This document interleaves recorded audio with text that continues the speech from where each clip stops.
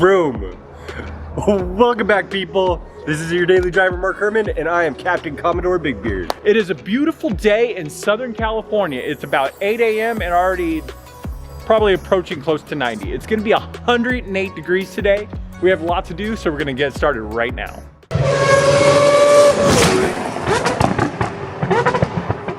Okay, first things first, let's go and give you guys a status update of where we're at. So this is the quarter panel. This is the first time we primed any part of the car. It's been completely prepped, sanded, and skim coat body fillered, and pretty much all done. That came out beautiful. We're super happy. The lines look straight, no flaws. Super happy with the rest with this. Today, our goal is to go ahead and get the top of the car pretty much in the same manner as that passenger quarter panel. All right. So we want to go and get that, all the corners, all the pillars, everything like that, including the top where the trunk is. And if we have enough time, we'd like to get the jambs. A little ambitious, but what's life without goals, right? Car's still completely gutted. One of the realistic drawbacks about doing a car outside, guys, is when you have exposed steel, if it's over 4 hours, it could start rusting. Even humidity, let's say even if you're in a garage and it's humid outside, you're gonna get rust. So right before you go ahead and spray your car, this all needs to be sanded down and cleaned off thoroughly because you don't want to encapsulate rust inside the car. With that being said, let's go and get started right now.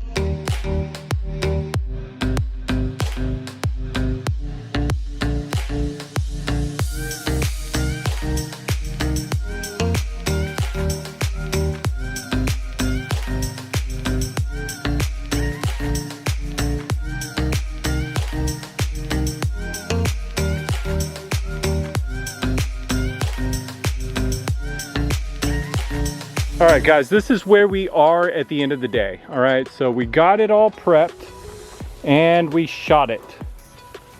All right, it came out really good.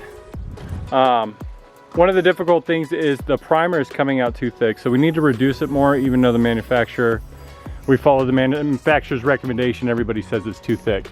Because of that, we do have tiger striping on the roof. We could address that by sending it down, reshooting, which we plan on doing multiple times anyways because it's required. All right, so it did come out looking like a Raptor liner because it's so thick, so we are gonna sand it down and sand it. All right, but other than that, looks good. All the body lines look straight. Super happy, couldn't be happier about that. Now, let's go and show you how we ended up. We did not fare so well. It's like 110 out here. Maybe not 110, 108. The thermometer says 116 in the shade. Yes, and we did put sunblock, but a reaction to the metal, it just turned our skin red. Definitely probably need a shower. We don't need that. And the wind's kicking up, so we do have to stop because we were already spraying in the wind, and you don't want to do that. It's like peeing in the wind, right? Am I right or am I right?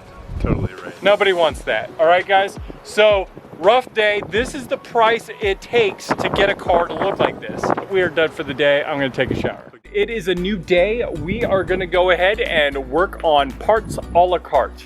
Am I right? All the cars. All the cars. All right, let's do that now. With the car being primed, let's go ahead and face our attention to the other parts of the vehicle that are actually removed. So this is what happens when you pretty much remove all the protective coating off of the trunk. This is the trunk lid. And basically leave it out to the elements for I think about a week or two, but it gets totally rusted, guys. This is not getting wet. This is just from humidity in the air or any dew that might settle overnight. We are doing the car in sections. Unfortunately, that's the only option we have because we are doing it outside and we do not want to be priming over rust, and it's impossible for us to sand the whole car and prime it before rust sets in. So that's why we're doing it this way.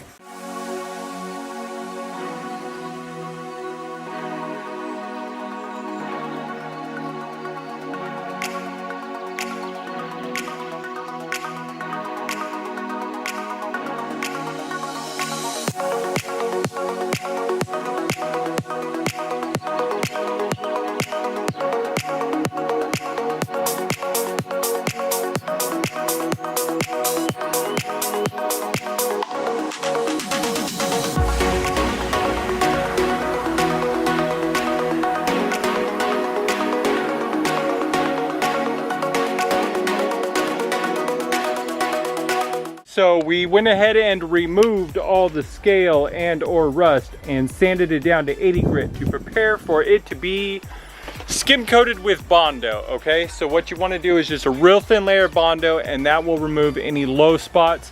You want it as thin as possible, nothing caked on or anything like this. This is just to get those slight imperfections that you can't remove with tools or by hand. So we are going to do that right now.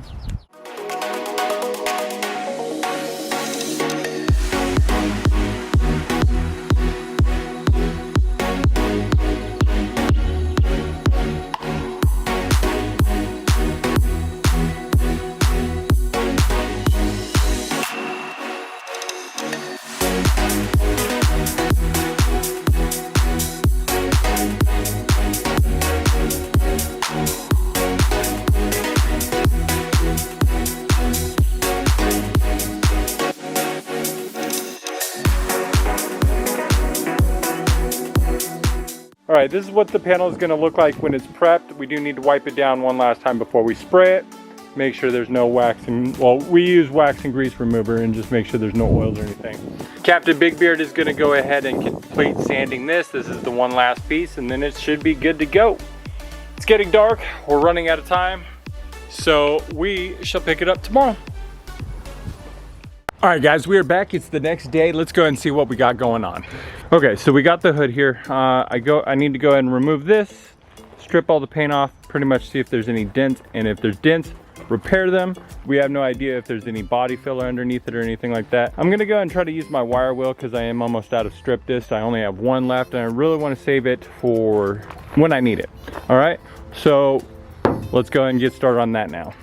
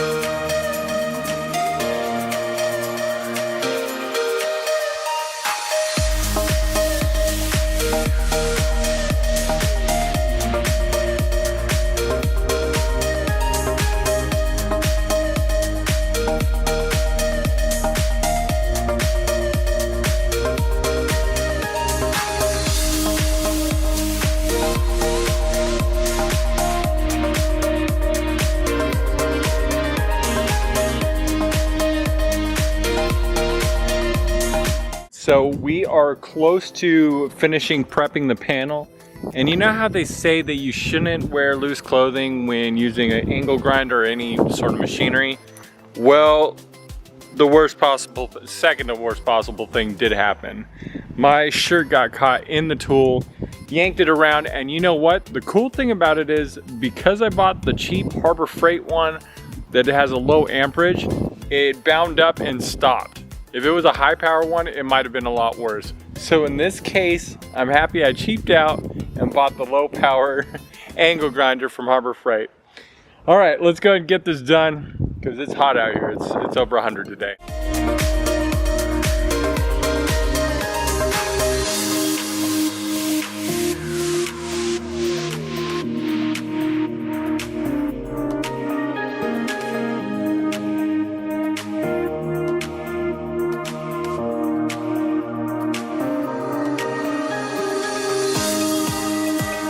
We are out here. We finally got the hood and the trunk prepped, right? It's a new day. It's a Saturday and it is 120 degrees outside today. Mike, you're about to get in a Tyvek suit and a nice mask. How do you feel about that?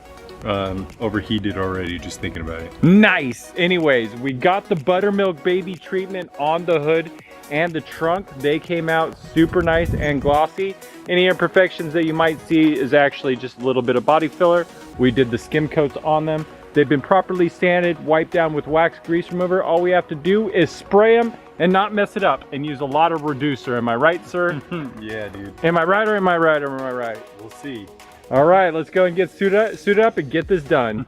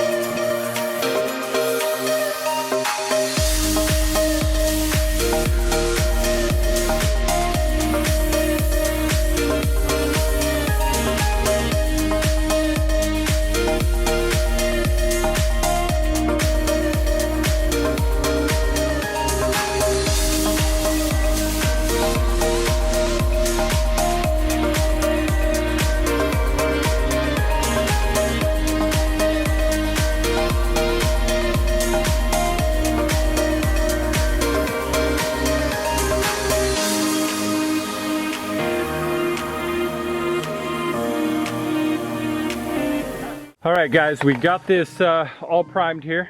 We got some slight tiger striping. I think it's just because it is so hot out here. It was drying almost on contact, even though we reduced it a good amount. But overall, guys, this is outside in the wind with debris and stuff like that. Like, you have nibs and everything, and that's gonna happen. But the cool thing is, all you have to do is just color sand it out.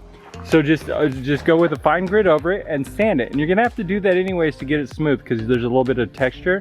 You can get orange peel, all sorts of stuff. So you wanna do that. Here's a better shot of the panel. There's the trunk. Super happy. We had a couple drips. That's mostly from the gun, but we are using a Harbor Freight gun. Captain Big Beard, how you feeling, brah? We're $120 and he's giving up on life. What are you talking about? I've never felt more alive.